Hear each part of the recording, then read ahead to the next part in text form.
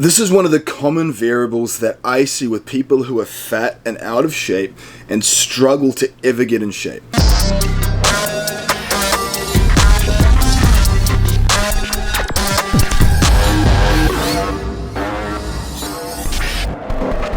Now, I know this is going to trigger some people. I know what I'm about to share with you. Some people are going to go, well, it must be easy for you because you've always eaten healthy, and they're going to come up with a bunch of stories. But what I want you to realize is that if you can illuminate and shine light on this thing that you probably do, this is, in my opinion, one of the big reasons why people are fat and out of shape and don't have good health. So I've had people that I've consulted and or people that will be in my comment section of posts or videos or, you know, what have you. And they will say things like, well, what if I don't like broccoli? What if I don't like zucchini? Or what if I can't stomach vegetables? I just don't like vegetables. Or, you know, it'll be something around their dislike of certain foods. And the first thing that I tell people is, and this is just straight up, are you a freaking baby? Are you an infant? Because that's how babies approach things. Like a little child, a little babyish, teddy baby child is going to go, oh, I don't like the taste of that thing. I need immediate emotional palate pleasure. Otherwise, I'm not going to do it. Like, how frickin' nonsensical is that, guys? You got to understand that if you want better results, there are going to be things that you have to do that you don't like. The reason why you have the shitty result that you have is because you keep caving to this emotional gratification. Cookie! You keep caving to this idea that if you don't like every single food you eat, and if you don't like every single thing that you're doing, you can't do it. And that's why you're fat and out of shape. I don't know what's in that. And what I challenge people to think about is reframing the challenge and saying to yourself, okay, right, if I want better results, if I want different results, then I need to operate differently. Like, if I look around and I look at the results that most people have, being fat, out of shape, in poor health, diseased, do I want their result? Because if I do, I just need to do what they're doing, which is probably in many ways what you're already doing. Alternatively, if you don't want their result, you need to do different. You need to be different. And I'll give you an example for myself. So I don't like broccoli sprouts, for example. I think they taste terrible. They taste like dirt. They're not good. Like, I don't enjoy them. I don't sit down and go, oh man, can't wait to eat this massive bowl of broccoli sprouts. It's going to be absolutely delicious. Hell no. Like, they're not good. And there's other things that I consume on a daily basis that I don't like. I'm not like, oh man, this is so good, I can't wait to consume this thing. But my mentality is this.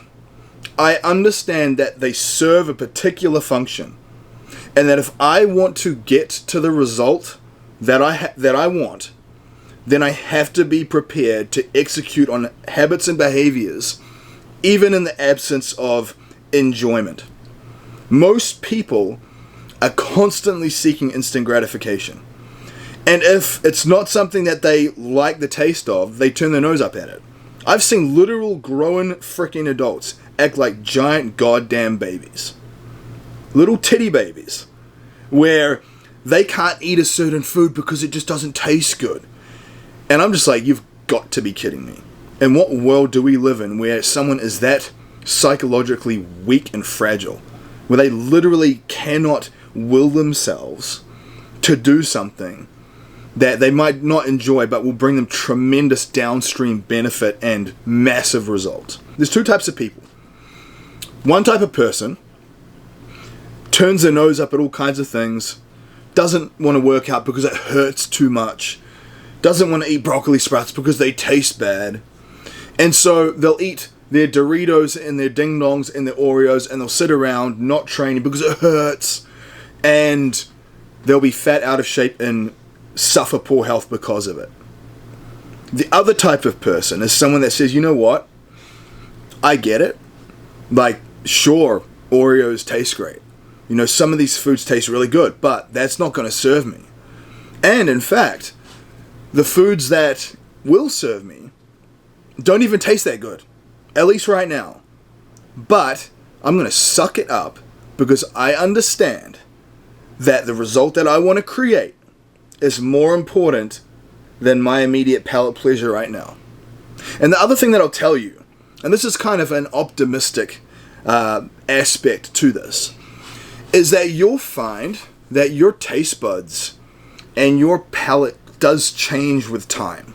So I can speak for myself, and obviously working with a range of different students, you will notice that the more healthy you eat, the more you do that, you start to have a sense of this tastes better, this tastes good, or you even get a craving for healthy food. And then when you eat processed foods or junk foods, it really is very hyper salty, hyper sugary. It really does change your perception in the way that things taste.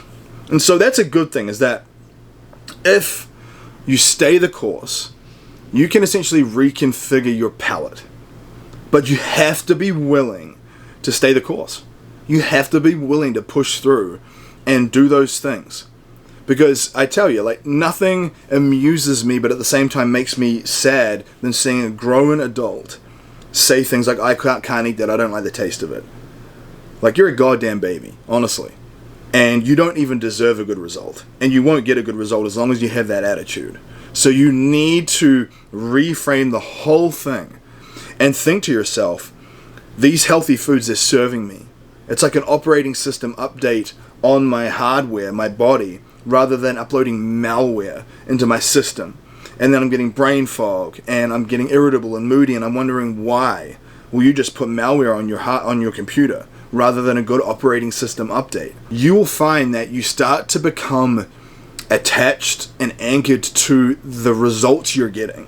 That becomes the reward. That becomes the thing that tastes good. The result. You can see it happening. And it's this sort of self-fueling system. And that's the exciting part. So today you've got to ask yourself, what type of person are you?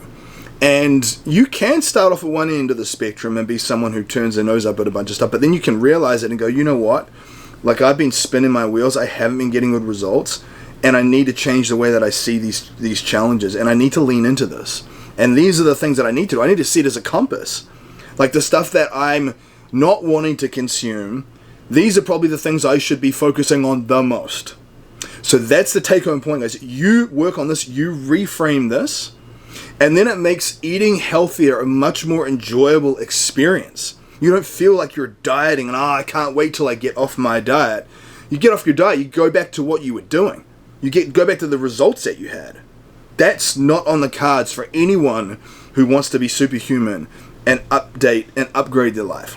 So I will leave you with that and say, give it time, but use it as a compass and reframe it.